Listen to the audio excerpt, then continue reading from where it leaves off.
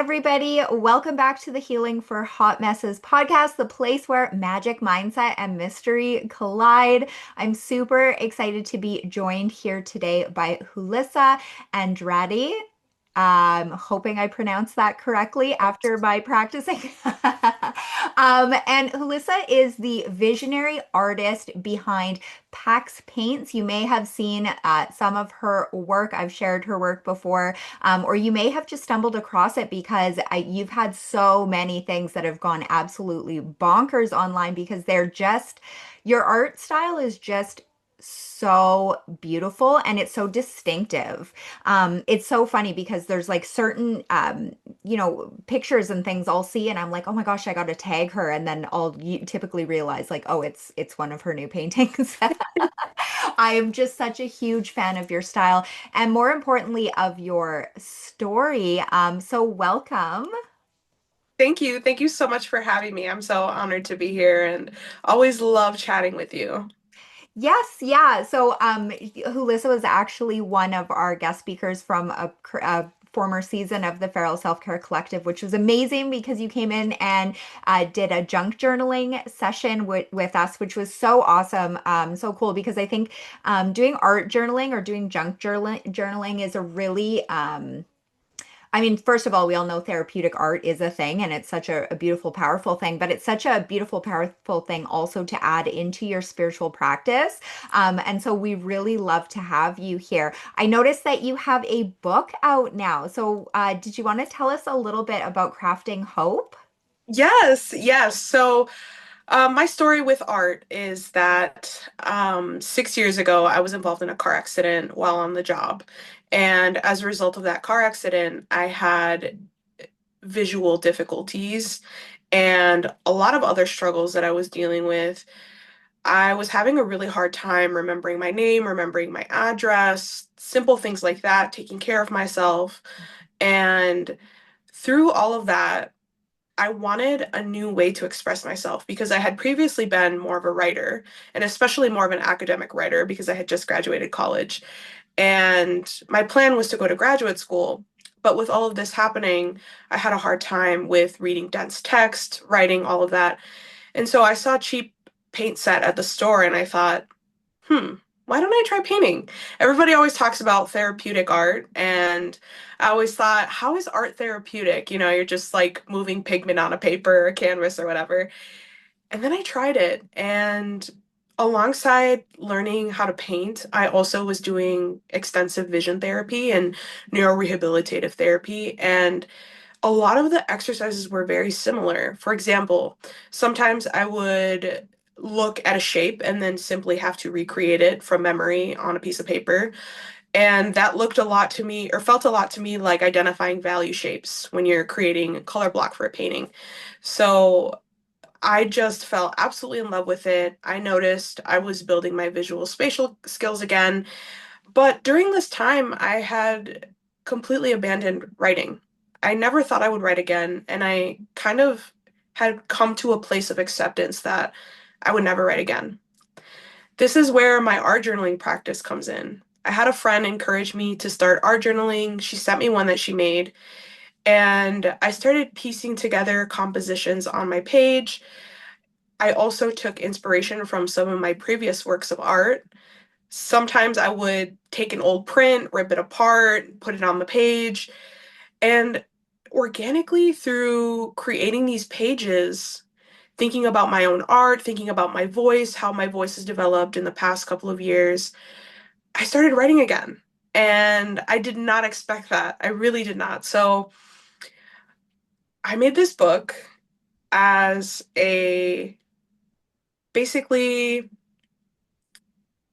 another expression of hope that art has brought me, because art has brought me endless hope and joy, and it makes me feel so expansive as a human being to create. So I wanted to share my journal with anybody that wants it, and hopefully it'll be inspiration to whoever purchases to create their own journal and follow their own path with creativity. So this is the Oh, book.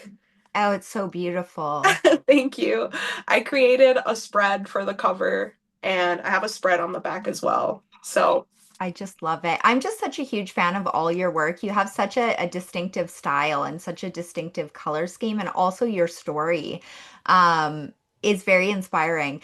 I think that a lot of people are sleeping on the power of like doing creative work as a form of self-expression. I feel like a lot of the wounds that we kind of walk around with in our society actually can be healed just by the practice of making art. I think that we definitely seem to have this trigger of thinking that you have to be like an artist or a professional artist or whatever in order to make art without, and it seems, there's all those like quotes and things out there, but it really is about the process, right? It's about the actual act of engaging in that and finding your voice and your way that can be so healing. And I think, in our society, in our culture, it can almost feel like it's too easy. But it really is one of the like path of least resistance tools that is accessible to pretty much anybody as a way of healing. And so I love that. I love that you're sharing your personal spreads and your personal journal for, the path that you've been on, which is like such an incredible story. Thank you. Yeah, I 100 million% agree with everything that you said. I've taken an interest in the intersection between neuroscience and art, and I've read a couple studies, you may have read these too, about how you gain psychological, emotional, and other benefits from creating art, even if you're not good at it. So Yeah. you don't even have to have skill. You can simply sometimes just scribbling on a page can help you feel a little better. So that is why I'm also a big fan of your work because I love how it encourages people to embrace their authentic selves and do that through creativity. Mhm. So, yeah. Thank you. Yeah, it's really interesting, like the different kinds of therapeutic art practices, and it is crazy. They like studies are very concrete on these things. Like with a lot of these healing things, I think people see like healing stuff sometimes as this like woo-woo, like fluffy type of thing, particularly like in kind of the avenue I am at, which I guess is like the intersection of like psychology and spirituality. It's almost like, how dare you have a foot in both of those worlds? But really it is something that is like very concretely backed by science that if you do like 45 minutes of therapeutic art per week, that is going to help you feel better even if you've had no experience whatsoever to begin with.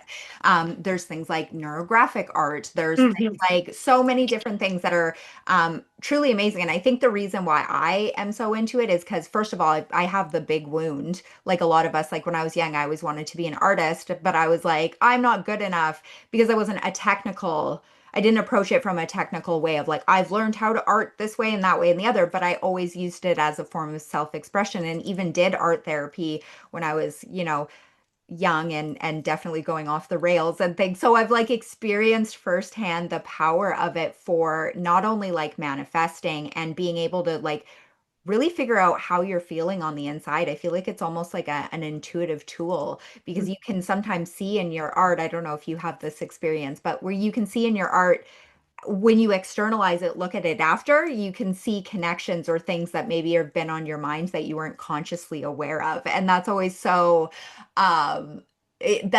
jarring. Like I know my husband, I do like very Zentangle-ish type of work. And I remember way back, probably like, gosh, getting on to 20 years ago, I had done this thing and I used to struggle really hard with eating disorders. And I did this like Zentangle image, and my husband found a girl in it that looked like she was vomiting up all this different Oh, stuff. And he was like, "Did you mean to do that?" And I didn't. It just kind of came out that wow. way with like flowers and all these different crazy things. And he was like, "So, are you doing okay?" And I hadn't even noticed that you can kind of use it in that way as checking in with yourself.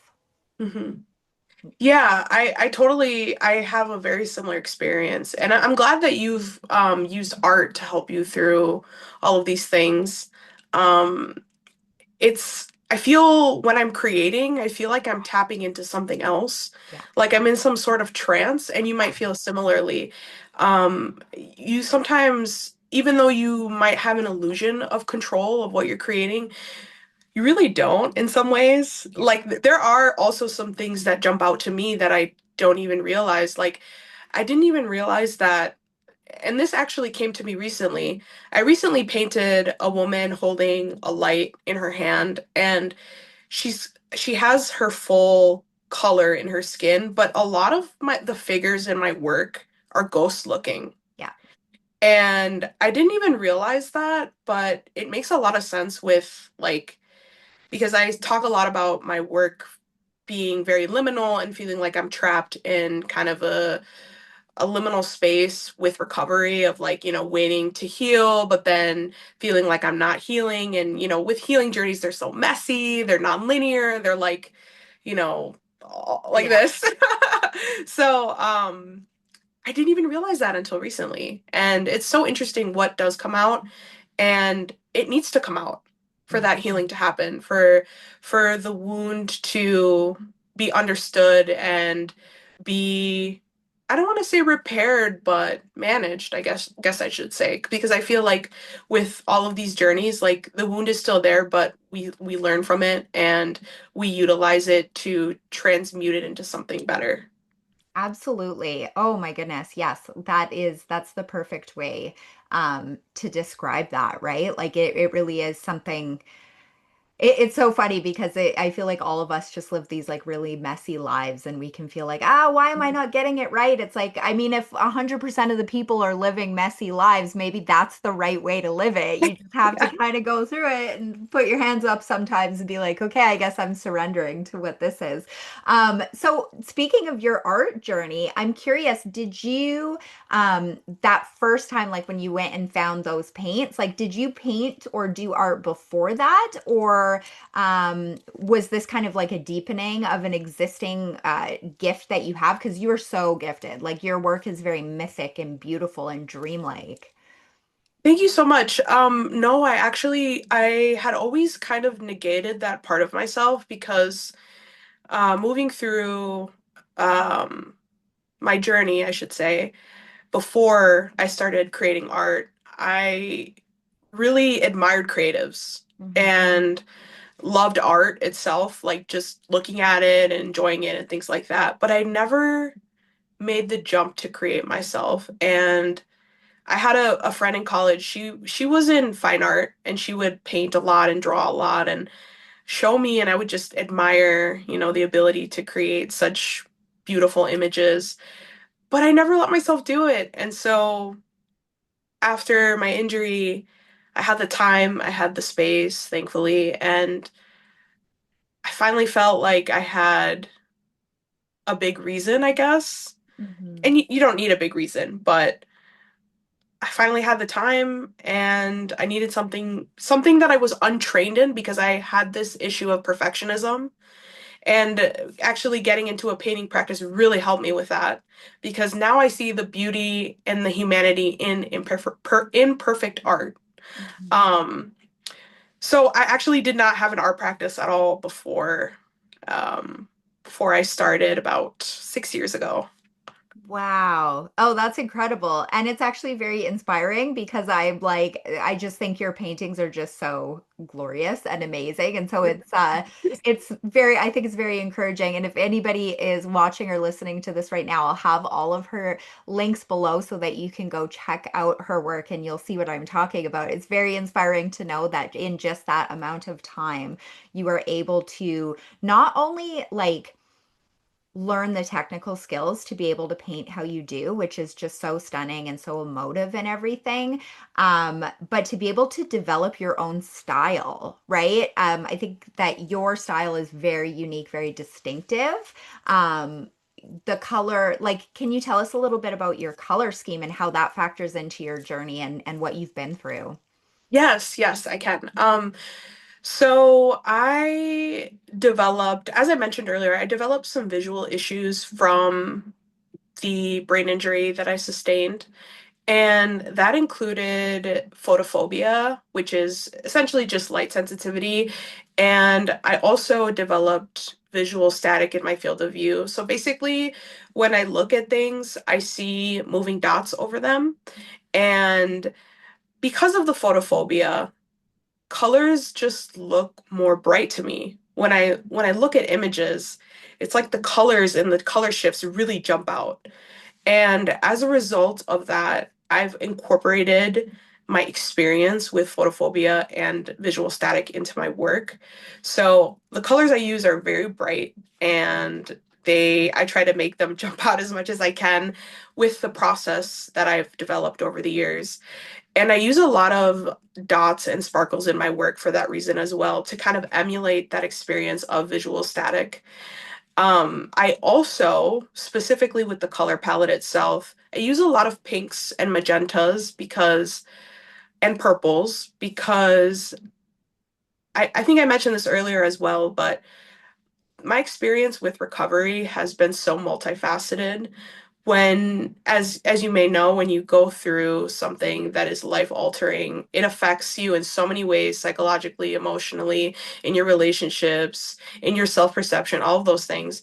So, dealing with something so complex, I kind of felt like I was left in a liminal state, even just simply sometimes waiting to understand what was going on with my brain felt like a really prolonged liminal state, almost like kind of suspended in some sort of like in between feeling. And so I think purples and pinks and those types of colors really emulate that. And so when somebody's looking at my work, I hope that they can really understand where I'm coming from with that and kind of enter that dreamlike state with me.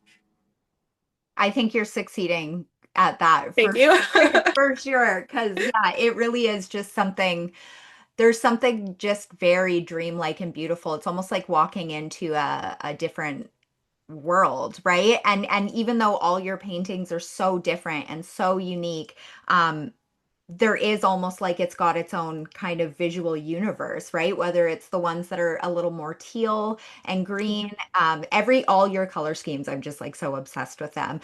Whether it's something like that, or whether it's the ones that are like really very vibrantly magenta, it's like it's always very clearly a PaxPaints work, which I love. And I love actually that your book is the same. Like I love that your art journal there also has your style like so on display. Yeah, thank you. I realize that I gravitate so much toward just a very similar color palette, and I see my art journal slash book as an extension of my paintings, because as we talked about, you don't even realize sometimes what you're trying to express when you create. And so now with the book, I get the chance to add more dimension, more texture, I can even add words, which was really fun and special. And so I think like the book is essentially just like welcome to my world. And I hope that you'll create your own world as a result. I love that so much. I remember when you came in and did a session for us, it was on junk journaling. So if anybody is listening to this and maybe is going through something in their life, maybe they're having like a similar situation with health issues or some things that they can't control, what would be a couple bits of advice that you would give for starting, say, an art journal to help them move through it and to help them cope? Yeah, I think a couple bits of advice that I really found helpful was to purchase a junk journal from another creative, because first of all, you're supporting a small business and that rocks. But second of all, my friend made me a junk journal that included stamps and different types of paper and things like that that help me overcome the blank page anxiety of, opening a journal and just seeing a white page. Right. And that's actually why I really love painting, because I usually start by toning the canvas. So I don't start with a white canvas. And that really just helps me overcome starting. For me, one of the hardest parts of creating is just getting started. So that's one of the pieces of advice. The second piece of advice that I have is to seek out things that speak to you. Imagine yourself going to a bookstore. What would excite you? Which sections would excite you? And then go toward those sections. and maybe at a thrift store, purchase some of those books and flip through them and look through them, read through them, think about your experience flipping through them, and journal about it. Because a lot of times when I was doing that, I would go and gather materials at thrift stores. I would gravitate towards space books and things like that, very like dreamy images and lots of stars. And flipping through those books would trigger a lot of exciting paths for me to follow. So if something excites you, follow that and commit to it. Those are probably my biggest pieces of advice for junk journaling. That's such amazing advice. Such amazing advice. I think it really speaks to as well, like what you're talking about, like art being to some degree, there's different, there are times we intentionally create art, but even then it's not always, I think, the person operate. Like I think most creative work is a work of channeling, like to some Mhm. degree. I'm sure Mhm. it varies for different people, but whether or not people are aware, it seems like a very once you hit that kind of flow state, that state where you're kind of a little bit removed from what you're doing, you're just in it. I think it really speaks to that as well, like going and finding materials and letting them lead you to Mhm. somewhere that, I guess you'll need to go as part of your process of actually creating.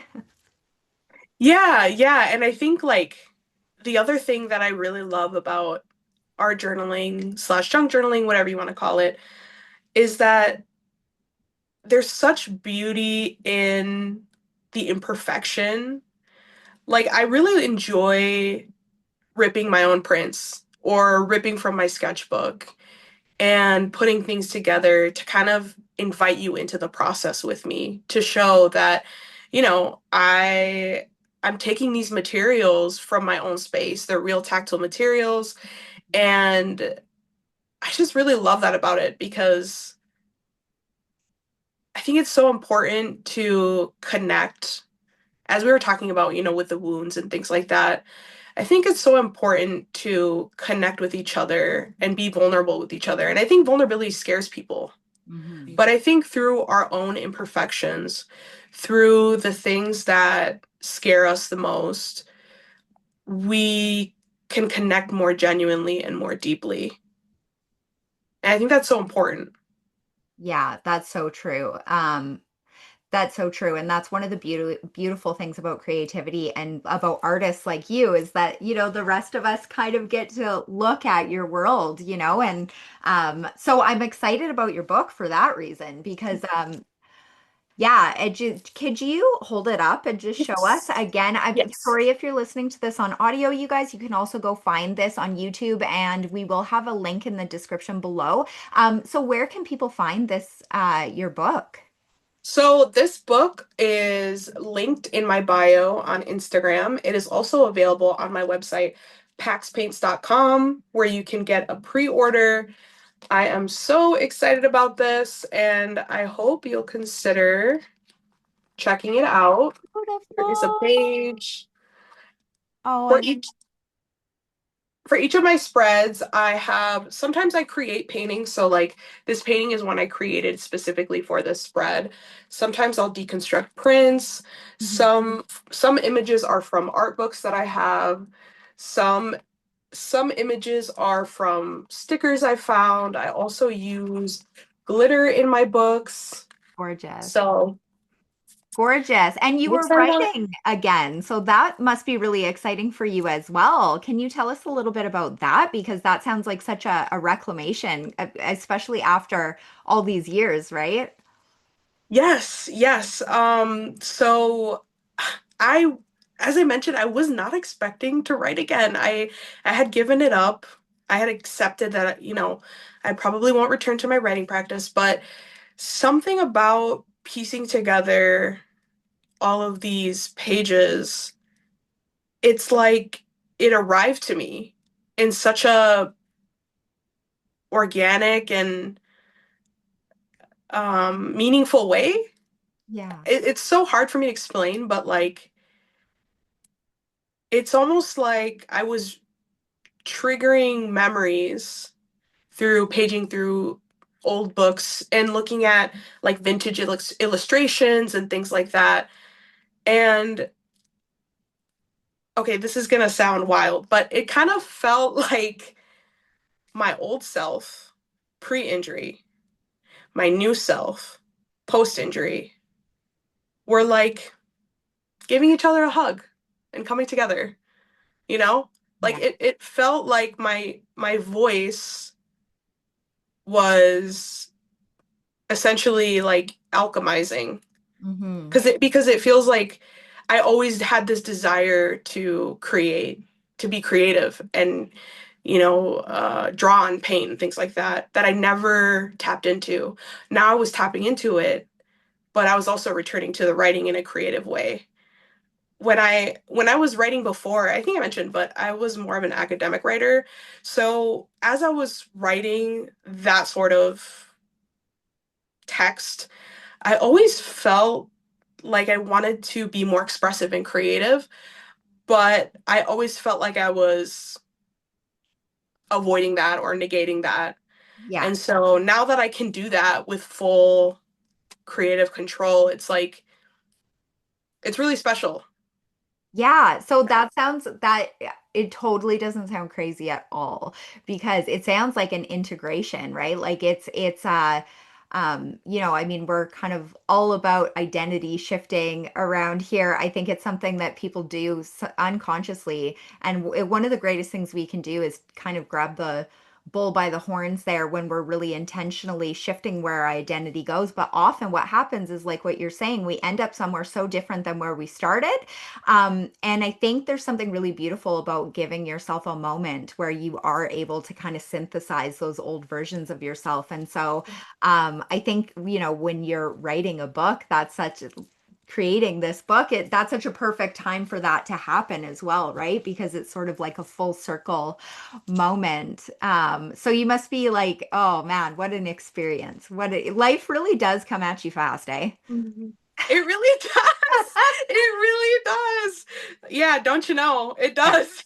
It's crazy because it's like sometimes there's times even now, like I'll look back 10 years ago, I'm like, if I could say my life right now, tell myself 10 years ago, this is what it would look like, I wouldn't, there's not a reality where I thought that would ever, I wouldn't believe it. I'd be like, there's just no way. Like in all the infinite dimensions and timelines, like that wouldn't, there's no way that would be my life. And like, yet here we are. And I think a lot of us, if we take the time to really reflect and look back, it's like that can definitely be a thing. Yeah, for sure.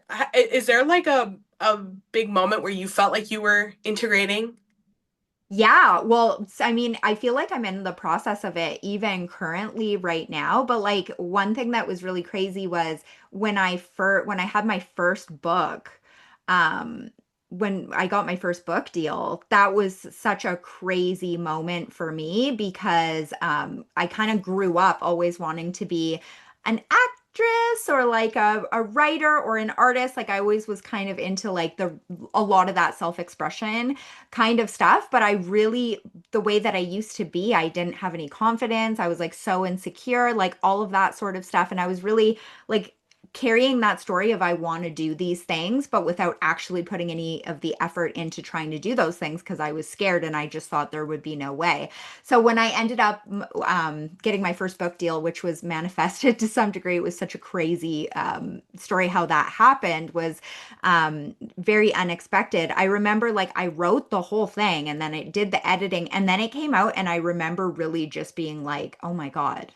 Oh my God. Like what is going on?" And it was so weird, but I felt like I was a teenager again. There was Mhm. some part of me, I call them time folds. I have this like whole theory about time folds where it's like if your life was linear, but if you kind of did it like a piece of paper accordion style and then stuck a pencil through it, there'd be that connection. I feel like that was a time fold for me where it was almost felt like I was with my younger self that really had this as a burning desire that I was too afraid to claim. And then all of a sudden I'm in this reality where I'm still trying to catch up with the fact Mhm. that it's real, you know?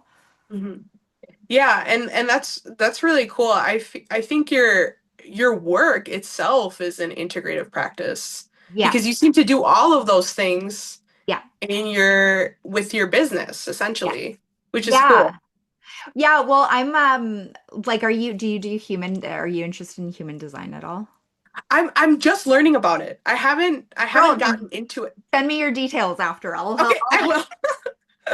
And anybody who's listening to this, if you want a reading, hit me up. But it's so funny because when I realized like I'm not an astrology girly or anything like that. But when I kind of got into human design, which is like anything else, right? I see it as like personality tests or anything else. It's like take what resonates, leave what doesn't. Don't let it rule your life. Don't let it limit you. But I realized I was a manifesting generator, which is an energy type that is very multi-passionate and likes to like follow what follow your excitement and do all the things. And once I started really realizing, like, oh, I'm not broken because I can't just do one thing, how do I just find the pieces of me that fit into everything? Then everything kind of came through for me and my life changed dramatically, right? So this is kind of the sort of thing I do when I do creative coaching with people as well, is trying to find the like there's a piece of you that's in every single thing you do, right? And so trying to figure out what that is so you can synthesize and integrate it, because I think we should all be able to do that, particularly if you want to have a creative path that's not only just creative, but is healing for you as well, because I think that all of life can be integrated, right? Like your life could be your work, could be your spiritual practice, could be your creative practice. I'm like, kind of all is the same thing. We're all just humans like living out our destiny or our dreams or whatever we're trying to do. So I think YOLO, you only live once, right? Make the best of it. Yeah, that's really beautiful though. That's really great work. Yeah, thank you so much. Yeah, and I'm eternally grateful for you for helping me because, now I'm doing energy reading paintings, and that was something I never, ever would have had like the confidence or the balls to do. And it's so funny because I did them for people in my inner circle and they really liked them. And I had a lot of people like, oh my gosh, like, are you going to offer these? And I was like, no. Why would I ever do that? Like, I'm not an artist. And then I realized, like, Mandy, take your own advice, right? Like, maybe Mhm. realize that, let yourself be the channel that that people are, right? And that's one thing, if anyone's listening to this, I think something that's really powerful is even just giving yourself like 20 minutes of like just creative nothing time. Like literally, like don't try and plan it out. Don't overthink it. In fact, whatever you got to do to get your thinking out of the equation, whack yourself upside the head or smoke a joint or whatever. I don't know if that's good advice, but get your ego out of it so that you can actually just let things come through you and you'd be shocked. Even if it's just, vocal toning or doing sound, like singing aloud, but without trying to think of the words beforehand. It really is crazy how accessible some of these things are to us and that we just kind of don't consider it an option or take the time to be diligent to let it through. That's so true. I think, like, honestly, personally, I know people feel so differently about this, but I think anyone can be an artist if they give themselves the permission to Yeah. be an artist Yeah. of any type or creative. And simply giving yourself the permission can be so powerful. Yes. And as you said, it can start with just giving yourself 20 minutes. Yeah. And it can flourish from there. But once you learn how to give yourself permission, the world is open to you. You'll unlock a universe within you waiting to be explored, essentially. And because I see a lot of comments online on a lot of artists' work. Well, not a lot, but some where it's like, I could do that. I could do that, or my kid could do that, or whatever. It's like, but you didn't. But you And didn't. someone else did. Yeah. And a lot of people are resonating with it. So maybe if you did do it, maybe you would love that. Maybe you would find something that you love and you would share, with vulnerability or whatever. But Maybe you'd be so yeah, fulfilled you wouldn't feel the need to take people exactly. down and talk shit online. Exactly. Maybe that's Yeah. it. Is that a thing? Yeah. I You love could be the creating instead You of could be. making mean comments. It's just so fun. I feel like a fundamental rule of life is like there's always going to be someone with some shit to say. Like Mhm. there's always going to be someone with some shit to say. And usually if you were to look at their output or it's actually kind of I think it's a little bit sad because it's like, no, you could be spending that energy creative instead of criticizing, right? Mhm. Even if you wanted to make criticism into your career, then do that. Like literally just produce, like produce Mhm. something, please fulfill. It's kind of like confidence as well. Like this idea that I think it's really easy to look at people and be like, what are they doing? Who do they think they are? Like what are they wearing? Like how, and it's almost like that moment, I see it as a shadow work thing where it's like people are on some level recognizing they've bought into some bullshit and they're really upset that other people haven't. And so it's like Mhm. having that moment of like, you know, instead of lashing out, maybe look inwards and be like, where am I limiting myself? Like, where am I not living up to my potential, right? If your 5-year-old could create it, then why don't you assist them to do that? And maybe they'll have a really big head start on becoming an artist themselves, right? But no, I think people just like to beak off. Yeah. Yeah, it's funny that, and I think that what happens is we're all collateral damage in that, right? Because when we scroll and we find an artist that resonates with us, or we see something we like, someone's doing something, creating something, writing something. I certainly know I get more than my fair share of people who hate my books because I don't write them I write them in like you would talk to your best friend. I write them like Mhm. Mhm. very casual. So there's people that hate that. They get really, really mad about that and they dislike it a lot. But then there's always people that like it as well, right? But when we drive by those interactions and we passively witness them and we see them, it just digs that programming a little bit deeper of like if I do express myself, it's going to be unsafe. Mhm. And it doesn't necessarily have to be that way. Or if it is unsafe, it also could be safe in these other ways. Like it's always a mixed bag, right? Mhm. Mhm. Absolutely. Yeah. Yeah. So how I wanted to ask you this one question that's like a little bit, it's like kind of personal, but I'm so curious. Um, Given the amount of reach that your work has had, right? I know that you had painted that one picture of 𝐬𝐫𝐫 with the as the bug, which is like one of my favorite. I just love that so much. But like your work has had quite a lot of reach because it's stunning and it deserves that and so much more. But how has that been for you on like a personal level? Because I know for artists, I mean, a lot of times there's this idea that artists are like, you know, in their house making art, creating and that sort of thing. But like you're all of a sudden having the opinions and the that thing of creating is different than being perceived, I guess is what I'm trying Mhm. to say. So what's that been like for you? Because I imagine it would be a roller coaster. Even just watching your journey has been a roller coaster. And I just am like, please keep it going because I think your work is just so incredible. Thank you so much. It's been absolutely incredible because similar to what you were saying, I never imagined that I would be an artist or even sharing my work or even having millions of people seeing my work that I poured so much love into and just my soul. And I do get some negativity for sure. People just telling me my work is terrible or it's too saturated or, you know, all of that. But the positivity that I've gotten has been so overwhelming and just special and meaningful and also healing because I think part of the reason that I feel so motivated to create and share my work is to connect with people that have a similar journey as me and I want to be seen and validated in that journey. And so I know that's tricky with tying that into your art practice, but I think a lot of us as artists do that Mhm. just innately.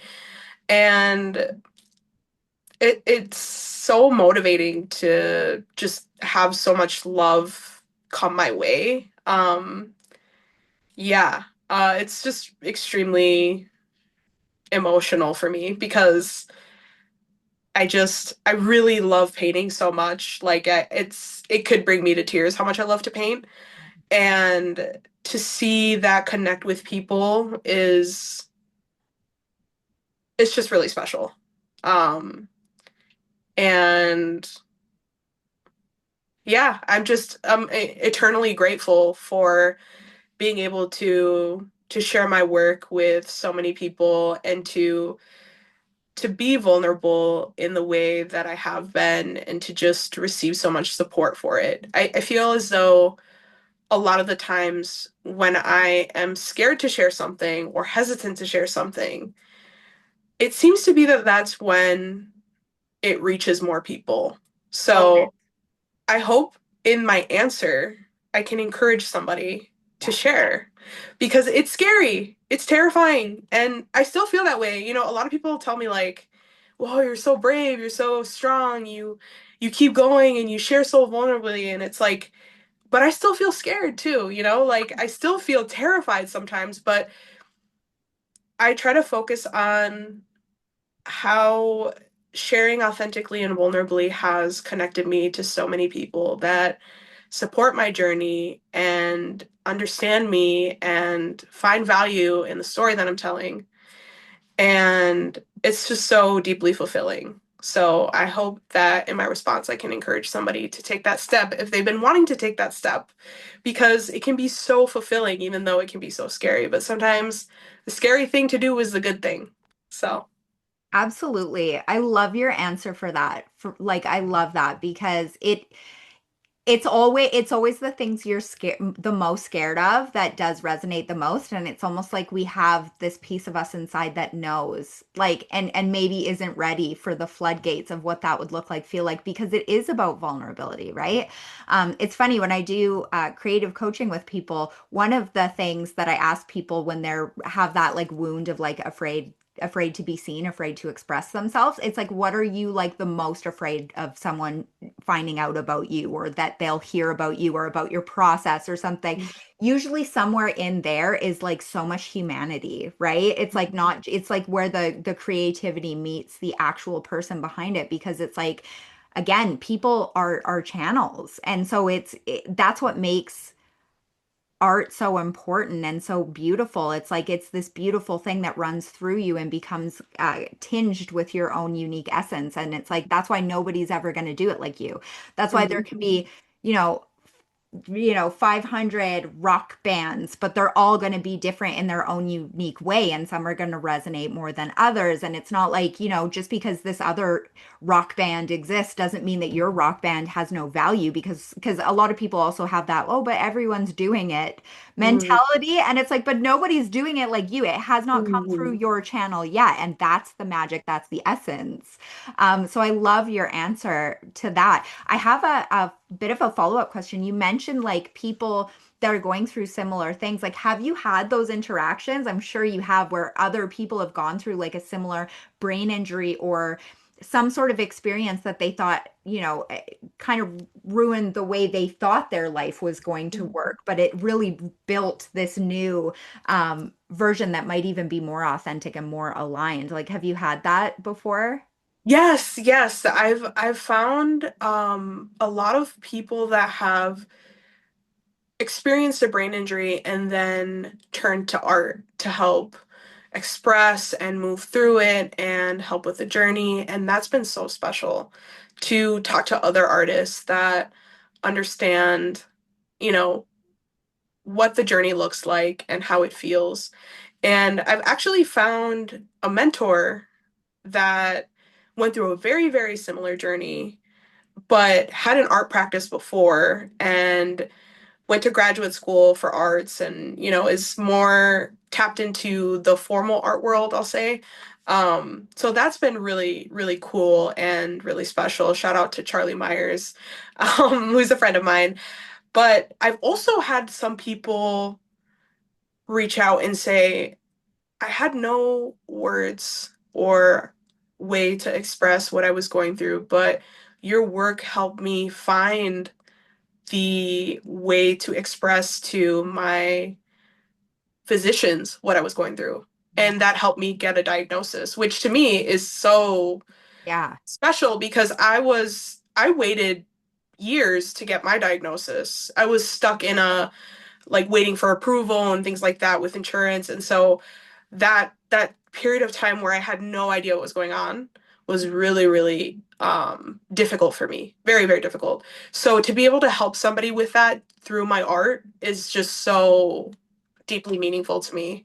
And so again, not to be too, uh repetitive, but sometimes when something scares you to share, it's a good thing to share because it took me years to be able to speak about my brain injury and to be able to um, talk about it openly and publicly because a lot of brain injury survivors are not believed Hmm. because it's an invisible injury, so it can be hard to talk about it because people it's hard to understand. And so sometimes when something scares you to share, that means you should share it. You should push yourself. Oh, Yeah. I love that. It's such great advice. It's such an amazing experience when people can resonate with your work and contact you and you know, you're like, wow, it's like me expressing this didn't even just like heal something within me. It didn't just help me. It's like actually helping other people. It's the weirdest feeling and it's like the hardest thing to get used to when you have that, but it's a really special, powerful thing. And I think it shows, yeah, the power of connection and being vulnerable, we're all just human beings having a human experience or, you know, uh, that Ram Dass quote, we're just walking each other home. So it's such a beautiful journey to be on where you can actually see kind of the effects of like, oh, okay, it really is a ripple effect when you express yourself in any way, even on the, what people might consider a small level, like telling somebody your needs, like that has the power to ripple through your own life, through your own circle. Every time you show up for yourself and express yourself, whether it's creatively or even just, for your own good, like expressing your needs, things like that, it can also provide like a lighthouse for other people who are themselves learning how to express themselves. So I think it's one of those things that just shows how connected we all are, and art is such an incredible way of like melding all of that together. Mhm. Yeah, yeah. It's like another language for us to speak to each other through Yes. and more deeply connect.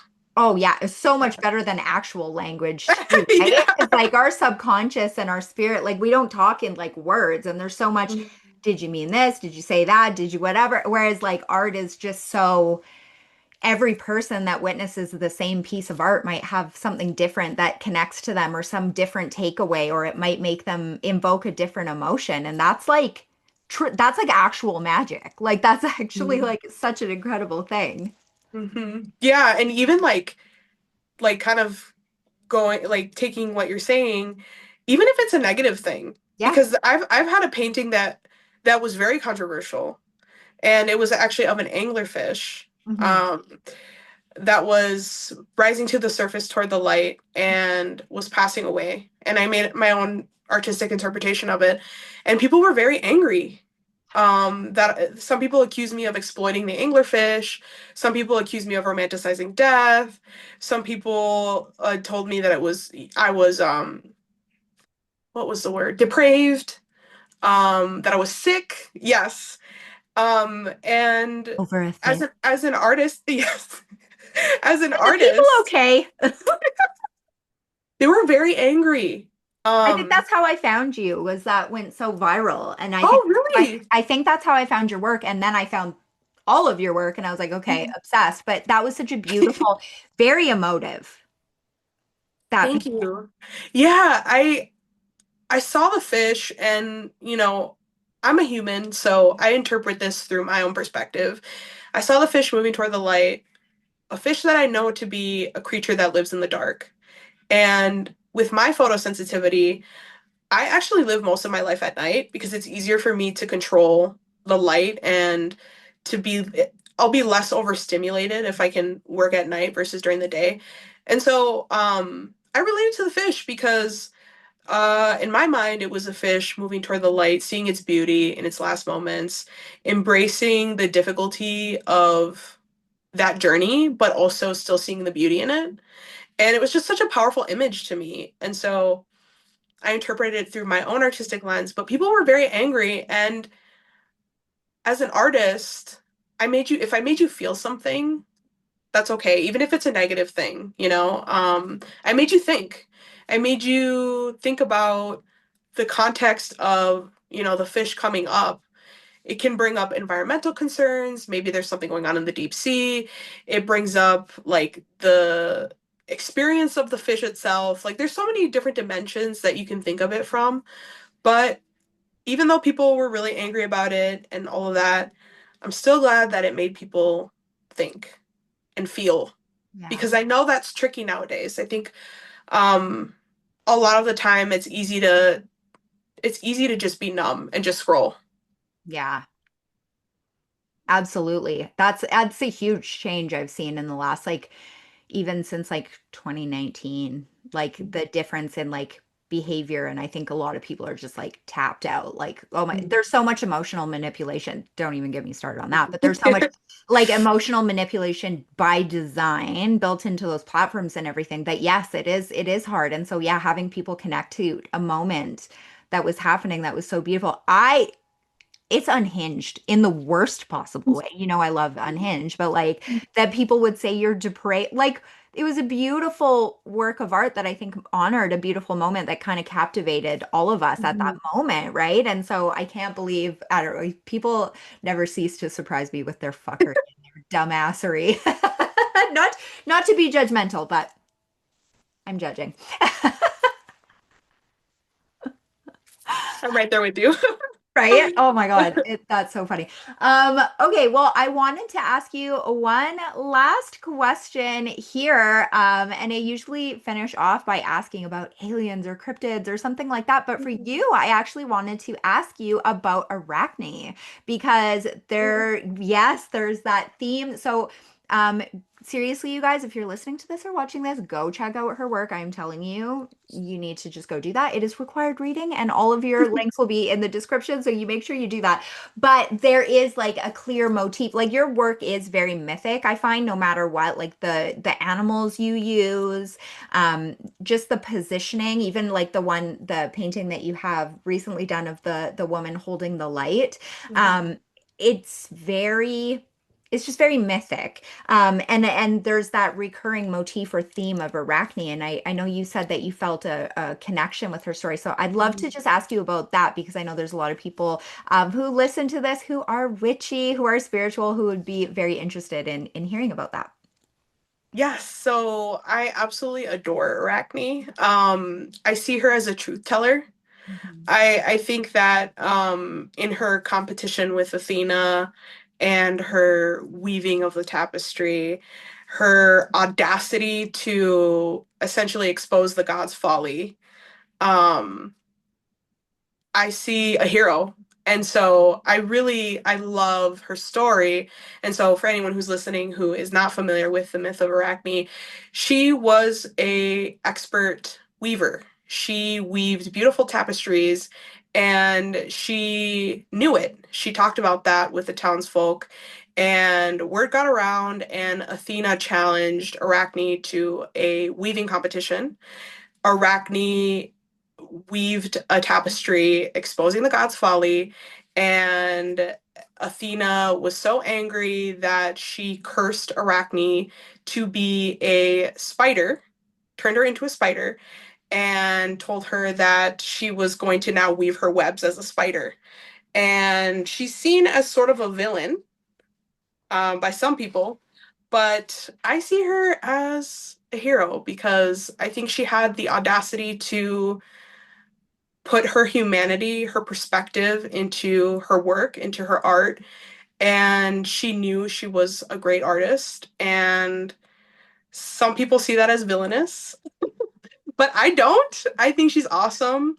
Yeah. And I think that it's really important to, as artists, have the audacity to share our stories and share our perspectives with that bravery of, um, like in the face of a challenge. And so I love spiders and I put them in my work quite a bit. I've painted a couple iterations of Arachne, and I paint them because I think it's so important to share her story, but also to frame it in such a way that artists understand and others understand that having the audacity to tell your story is heroic, and we need more of that. Yes. Oh, I love that. I love that. Thank you so much for sharing that with Thank us you. because yeah, it's so beautiful. And you have you've collaborated on jewelry now as well, Yes. right? Yes, yes. Yeah. I recently collaborated with a friend of mine, and she does beadwork, Yeah, and her act is 𝐬𝐡𝐴𝐽 Creations. I don't know if I'm pronouncing it right, but I'll send you the ad if you want to of like course. add it. Yeah, absolutely. She does beautiful, like elaborate beadwork, lots of necklaces with flowers and things like that. And she reached out to me that she wanted to collaborate on a necklace with a spider in it. And she did these beautiful purple flowers. I wish I was wearing the necklace, but she did these beautiful purple flowers around the collar area. And then in the pendant was one of my spider paintings. It was like bright pink and purple. And she created magic, and I absolutely love it. And so seeing my work wearable as a wearable piece was so inspiring that like I've now been experimenting with other paintings. I have a little scorpion that I'm working on right now, and I have a couple other spider paintings that I want to put on jewelry as well because I love arachne. I love spiders, as you know, as you know. Um, so yeah, I'm really, really excited about that. I love that. Yeah, it's beautiful. I saw some of the pictures that you posted and I was like, "Oh, it's just so perfect for her art to be incorporated in jewelry like that." I was like, that's so fitting. It the look of it and everything is so perfect. And so I love that. Thank you so much for being here. Would you be able to let people know where they can find you? All the links will be in the description below, guys, so you can connect with her and check out what she's doing. Go check out her book, Crafting Hope. But where can people connect with you? Thank you for having me. It's been such a blast. So I'm at Pax Paints on all socials, Instagram, TikTok, Facebook, Threads. You can find me at Pax Paints. No space. Amazing. Okay, so look for those links in the description below if you are watching this or listening to this. But thank you so much for being here, and I hope that you have a great rest of your day. Thanks, you too. Bye.